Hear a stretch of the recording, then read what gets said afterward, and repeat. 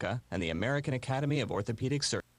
Well, hello again. Gary Stearman. Welcome to another edition of Prophecy in the News. Once again, we're going to have with us Mark Biltz, a man who is really making waves in prophetic study circles these days, I'll tell you. Stay with us.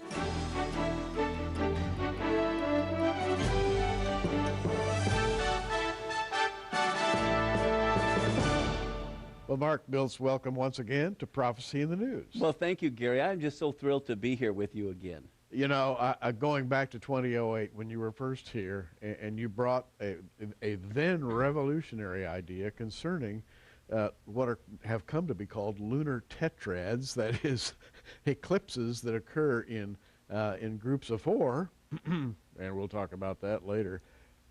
When you brought that idea to us, it had such a natural feel to it, if you will. I don't know any other way to say it. Our eyes were open, and we saw God doing something that you simply couldn't deny.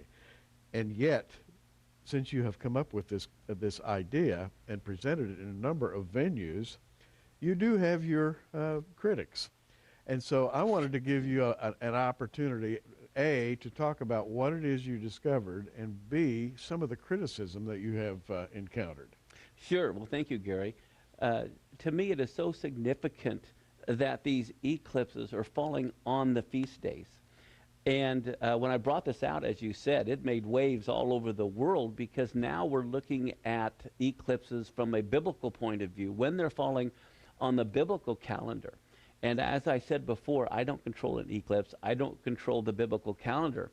And some of the naysayers were saying that I'm setting dates or something like that. I'm not setting dates at all. I'm saying this is when NASA says the eclipse will occur. This is where they fall on the biblical calendar. Those aren't theories, those are facts. And so I like to bring that first objection out, that I'm not setting dates whatsoever. Now, one of the other objections that people have brought up over the last 5 years since I've discovered this was, well, are all four of these eclipses seen in Jerusalem? And as you and I were talking before, if everyone has a computer now, so everyone can see it from all over the world. Yeah, and the argument being, if there are eclipses that are significant because they fall on Jewish feast dates, they must have something to do with Israel. Therefore, they would have to be seen in Israel in order to be important. That's the criticism. Right. And, but, yeah. and you're just simply making the point. We have arrived at a time when everybody sees everything at the same time. We have global video connections these days, and I can see an eclipse over Jerusalem. I can see it over Indonesia. You're exactly right. And the other thing is this. In 1967 and 1968, when these four blood moons occurred on the feast days, they weren't all seen in Jerusalem then, but this sure was a very biblically prophetic event. And the same thing in 48 when they became a nation. In 1949 and 1950, there's four blood moons were on Passover and Sukkot, and they weren't all seen in Jerusalem. But I think Israel become a nation was a prophecy fulfilled. Yeah, again, four blood moons in the period of Israel's statehood, in what I consider to be maybe a hallmark date in modern history, 1967, when they first set foot there on the Temple Mount for the first time in, 1,800 years. Correct. And you're telling me that these tetrads occurred then. Right. Well, what are the odds? Yeah, right, exactly. The odds are very small. When you look at, there's only been 8 in the last 2,000 years, and at least the last 3 have been very significant. You know, and the other thing, too, is this. When you think about it, God loves the whole world, not just Israel. And so when he created the sun and the moon for signs, it was for the whole world, not just Israel. And so in 2014, 2015, God allows everyone around the world to see these, not just Israel. But that culminating one is the super blood moon in 2015. Now, quickly, I want to review something that we've spoken to Mark about before, but it's so important, I wanted to reestablish the idea. When we're talking about calendrical dates, we're not talking about the Gregorian calendar, the one you use every day on the kitchen wall there. We're talking about the Jewish calendar.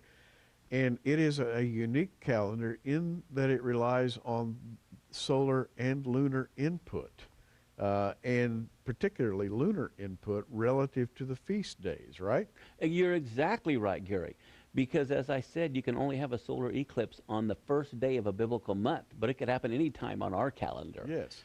Same thing with the lunar eclipse, only in the middle of a biblical month. And that's a very, very important point to remember as we go on into some of these dates we're going to be talking about. Again, Mark Biltz is the man behind all of the excitement.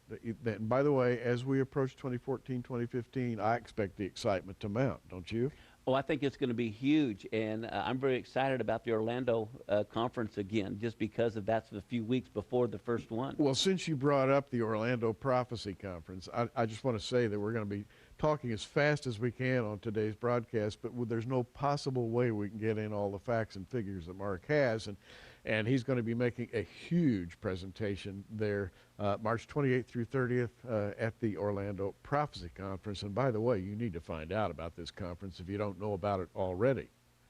Gary Stearman with a word about the upcoming Orlando Prophecy Summit, March 28th through 30th. It's going to be fabulous, Bob. It's going to be the Prophecy Conference for the Ages. 24 speakers in sunny Orlando, Florida.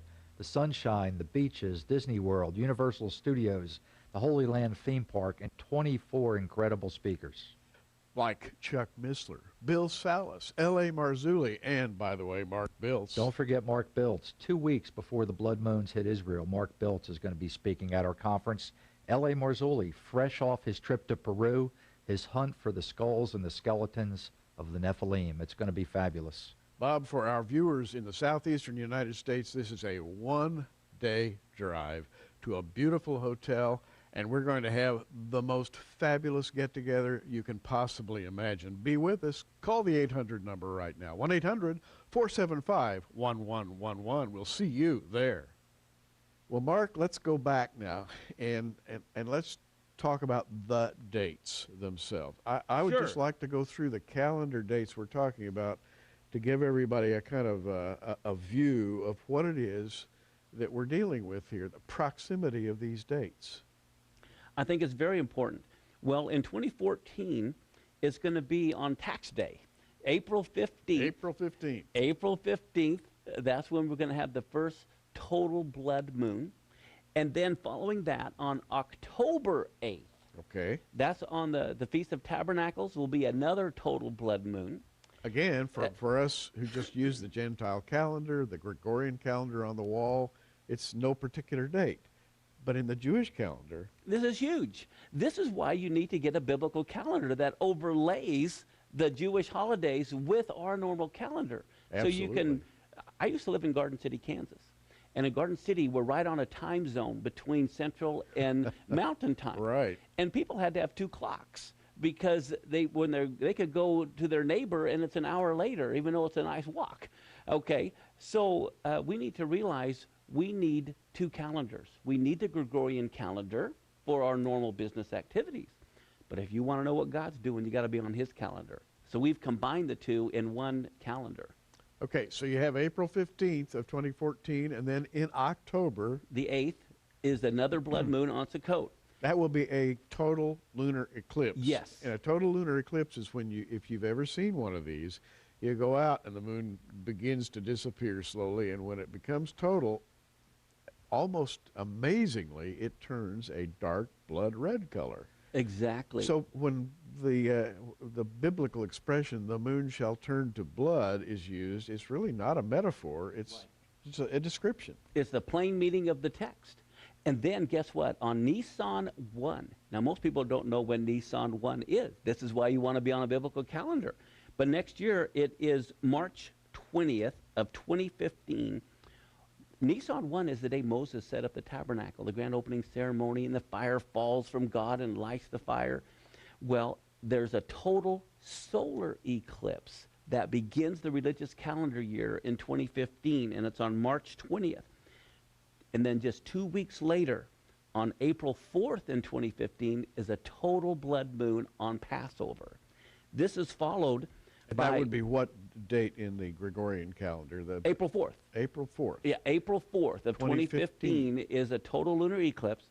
That is followed by another solar eclipse on Rosh Hashanah, which falls on September 13th. This is a partial solar eclipse. But Rosh Hashanah is a huge, tell everybody about what Rosh Hashanah is in the Jewish calendar. It's a huge day. It is huge. It's also known as the Feast of Trumpets. It is believed within Jewish teaching that this is the day that Adam opened his eyes for the first time and saw all of creation, and he crowned God as his king. See, the animals can't crown God as king. So Rosh Hashanah is the king is crowned. And so it's I believe a day of sort of a new birth, if you will. Exactly. But it's called Yom Teruah, the day of the great trumpet blast. Well, there you go. What a that's huge. This is huge prophetically. Prophetically, it could speak of God's judgment of the world. Oh, exactly. I think you're exactly right. And in the feast DVDs I go into 6 different names of Rosh Hashanah and the prophetic significance. But this is why we need to be aware of the biblical calendar so we know what events will happen on those days. Well, then 2 weeks later, after that partial solar eclipse, is the super blood moon, and it will fall on September 28th on our Gregorian calendar. Say that one again. The date is going to be? September 28th of 2015 is the super blood moon on the Feast of Tabernacles seen in Jerusalem. Now, we explained, the last time we talked with Mark, we explained what a super moon is, because surprisingly, when the moon orbits the Earth, it's an elliptical orbit. Sometimes it's closer than others, meaning it would look bigger. But here we have the confluence of an eclipse with a giant moon, that is, it's close to the Earth, with a particular date. And seen in Jerusalem. And seen in Jerusalem. Yeah, on a feast day. This is literally something of astronomical proportions. It's something that is beyond coincidence, let's put it that way, in my opinion. Oh, I totally agree. And when in Genesis 1:14, God said he created the sun and the moon for signals on his feast days, and then to have these 4 blood moons on the feast days, I think God is sending us a signal that something very biblically prophetic will be taking place. Okay, now, we have talked about upcoming and amazingly rare upcoming eclipses in the years 2014 and 2015. And you may be sitting there right now, if this is the first time you've been exposed to this idea, and saying, well, what's the big deal? Well, tell them what the big deal is, because this has happened in the past. Yes. And every time it happened, some very significant events transpired. Well, definitely, as we've talked about in 48, as we've talked about in 67. But I think the other big thing as far as the biblical calendar is the Shemitah year. And in 2001, which was a Shemitah year, now for the listeners that don't know, every 7th year the land of Israel had to rest. And it's because Israel didn't do that, they had to go into captivity. Well, in 2001, at Rosh Hashanah, the Dow falls 7%. And exactly 7 years later, another Shemitah year, right at Rosh Hashanah, the Dow falls 7%. That's where the big catastrophe economically happened in 2008. Well, now we go to the next Shemitah year, which is in 2015, and we have all these eclipses. The 2 things that I'm saying could, I'm not saying will happen, I'm not prophesying this is going to happen, but I see the signs or the signals is a biblically prophetic war in Israel, and global economic catastrophe potentially could happen. And we already see these things happening in the news right now between what's going on in Syria and Iran, as well as the American dollar collapsing. You know, Mark, this would be a good spot, I think, to introduce one of my favorite biblical ideas, 1 Thessalonians chapter 5, verse 1, where Paul writes, "But of the times and seasons, brethren, you have no need that I write unto you." And the first time I ever read that verse, I said, what? Please write to me and tell me about this. But he says, no, you don't have any need that I should write to you. And I said, well, why? And it took me years to figure out why. And tell us why there's no need for him to write to us. Oh, I think the reason why is they understood it. They had the biblical calendar. Exactly. They had something that in the interim was lost during the diaspora. during the years of Israel being away from the land. We just drifted away from that whole idea, and now we're coming back to it since Israel is back in the land. I think you're exactly right, Gary. That's what I'm so excited about being here and letting your listeners or watchers know is that one of the things that God wanted to restore is a biblical calendar. We've gotten off of it, and when it says the times and the seasons, it's specifically referring to a Jewish idea of the feast days, of the biblical calendar. The feast days were established by the Lord, yes, as a pattern, if you will, a grid work into which other things may be placed, but always within that particular framework. Exactly. So the thing that's I really want to get across is in these last days, I know because your prophecy in the news, all of your people that are follow you are into biblical prophecy. And I think God is honoring everybody by allowing us and unlocking the code to understanding this by having us all of a sudden realize we've been on the wrong calendar. And so when we interweave these two calendars together, then as we watch the news and we see things happen, we know whether this is just an anomaly or if God is involved.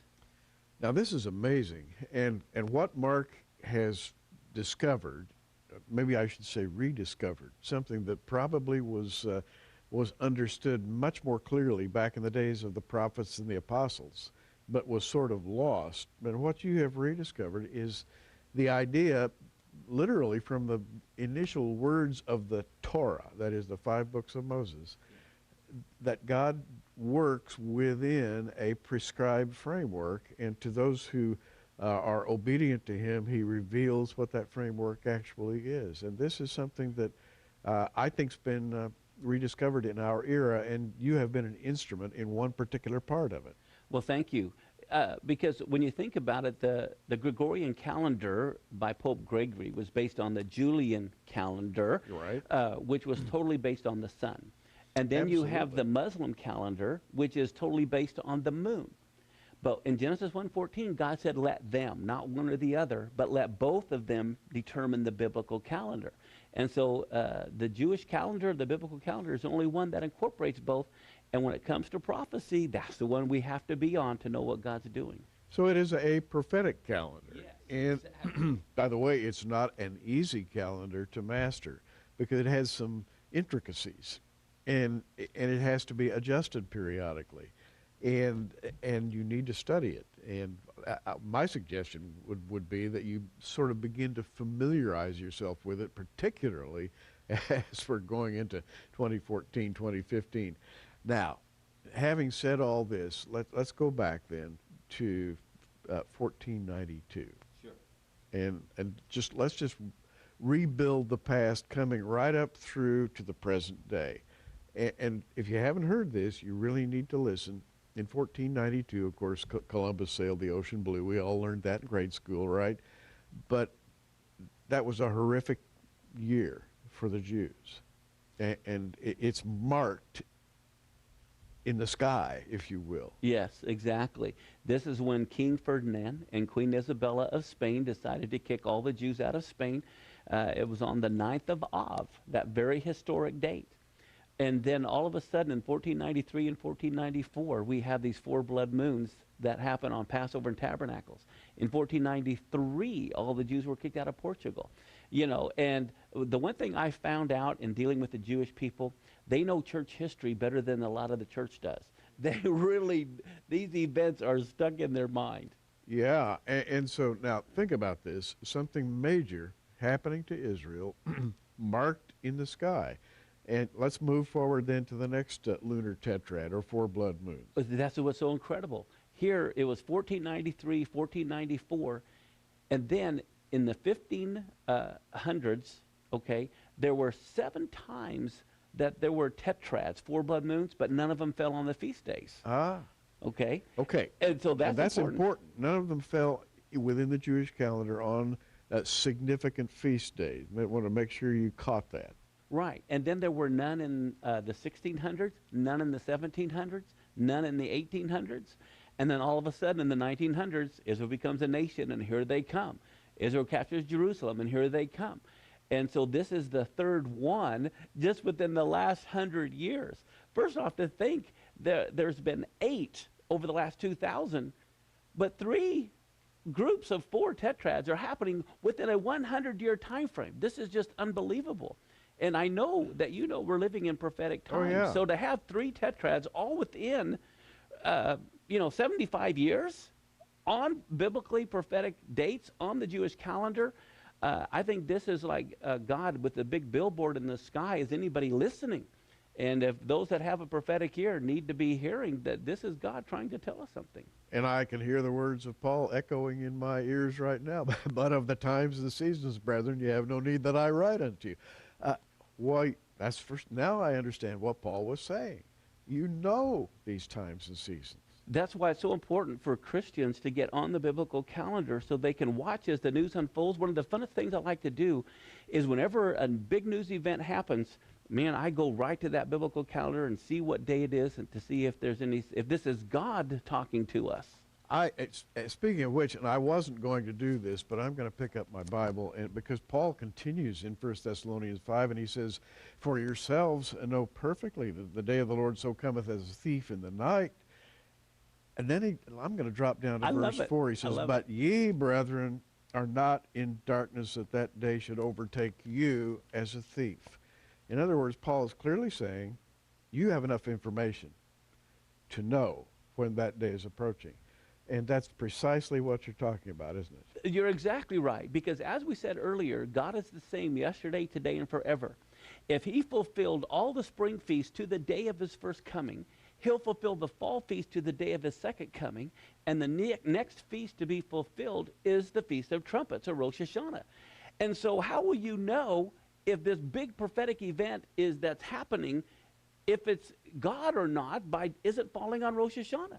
So we need to know when Rosh Hashanah is on our Gregorian calendar, so if some event happens, we'll know, wow, this is God. You know, I'm just staggered by this. I hardly know what to say next, and yet we have to keep talking because we're doing this on prophecy in the news, and I'm just sitting here thinking about all these things, and my head is spinning, and I'm saying, we're there. Yeah. We're there. That's what we have to tell people. There's a big argument in the church right now, and I'm familiar with it because I talk with many people all around the world.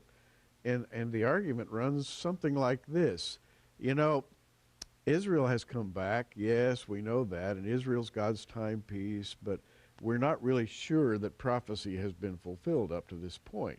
Maybe the stage is being set, but prophecy really hasn't been, quote unquote, fulfilled. Now, you would differ with that, right? I would totally differ with that. I think the fact that Israel became a nation is a prophecy fulfilled where till a nation be born in a day. You know, I think Jerusalem being recaptured by Israel is prophecy being fulfilled of Psalms 102, that when the Lord will build up Zion, that's when he'll appear in his glory. Absolutely, and I couldn't agree more. And Zion, we all know what Zion is. As a matter of fact, if you really want to know what Zion is, listen to the voice of the enemy. And they refer to Israel as the Zionist Satan. Right. They're the little Satan and we're the big Satan. And the Zionists, Zionism must be destroyed. That's a cry you hear from the whole world. The enemy knows who Zion is. And that's the whole spirit of the Antichrist. Because think about it. The devil always overplays his hand. He didn't want Israel becoming a nation, so he had the Holocaust. Well, as a result, Israel becomes a nation. And I think it's the same thing. The reason why the devil doesn't want Israel to have their whole nation, he's trying to divide it, as Joel says, you better not, or God will judge those nations that try to divide it, is because he's trying to thwart the Messiah's coming. But that ain't going to happen. Well, Mark Biltz's ministry is called El Shaddai Ministries, and he has prepared this calendar, and it will prepare you to be observant of the coming signs in the heavens. What we have here in this calendar is, and I guess that you're calling this the blood moon calendar. Let me turn it around and get it facing the camera correctly. Got a picture of a blood moon up here in the corner, but in the calendar itself, you have the calendar that everybody's familiar with today, superimposed with the Jewish calendar, superimposed with the blood moons, so that you can actually look and see when and how these things are going to happen. And by the way, we're going to make this available to you as part of a package, which we're calling the Blood Moon Package. The next item is a book that Mark has prepared called The Feasts of the Lord, going through all of these feasts, the significance thereof, the prophetic significance in particular, and that's accompanied by a 5-DVD album, also called The Feasts of the Lord. We're offering this to you for $49.95 plus shipping and handling. You will profit by the information that you receive in this package. Again, it's called the Blood Moon Package. Ask for that package when you call the 800 number on your screen. They'll know what you're talking about, the Blood Moon Package. But that we're not finished yet, because absolutely free, we're going to throw in this DVD presentation that Mark Biltz did last July in Colorado Springs at the Pikes Peak Prophecy Summit. And so you have 4 items in the Blood Moon Package, all of them for just $49.95, beginning with that calendar, which we're showing you on the screen as you watch, the book, the DVD set, and the bonus DVD, where Mark actually delivers this lecture with a lot of visual aids. PowerPoint, you can see the charts, the graphs, the figures. You can actually see with your eyes what a supermoon is instead of just hearing somebody talk about it. And Mark, I think people will be really excited to receive this package. Oh, I know they will. I know they will, because it has, I believe it is for this time. God is wanting to restore back to the body of Messiah his biblical calendar. And I also want you to know I'm so excited about Orlando coming up. Oh, listen, it's going to be great. March 28th through 30th, Orlando, the Prophecy Conference. Mark's going to be one of our featured speakers, and you don't want to miss that. Going out, we've got about another minute. What's on your heart to say to folks in these days in which we live? I think we need to keep looking up. You know, I really think we need to be watching. God wanted us to be watchmen. He doesn't want us to not understand the signs of the times. Like I said, he rebuked the leaders of the day because they weren't aware, but there were a lot that were aware. That's true. And so I believe that we need to be listening. God is shouting, and we need to be listening. It's fascinating, and if you've been a follower of Prophecy in the News over the years, you know that we have tried to raise the consciousness of prophecy students to the idea of the feasts of Israel, the Jewish calendar, the anniversary dates that keep rolling around, and every time they do, we see something amazing happen, Mark, and it's not going to quit. In fact, if anything, I think that we're picking up speed right now, don't you? Yes, most definitely. Well, Mark, I wish you Godspeed in your journey as you tell people about this. You're going to be speaking in various places, continuing to write, and maybe you can come back and talk to us again on Prophecy in the News. I would love it. Thank you so much. Mark Biltz, he's somebody to watch these days, I guarantee it. You'll be hearing his name in the future.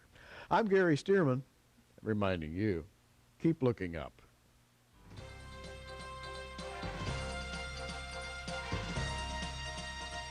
Prophecy in the News is a viewer-supported program made possible by our many friends around the world. Be sure you tune in every day for breaking news and our daily prophetic news updates at prophecyinthenews.com, or follow us on Facebook at facebook.com/prophecyinthenews.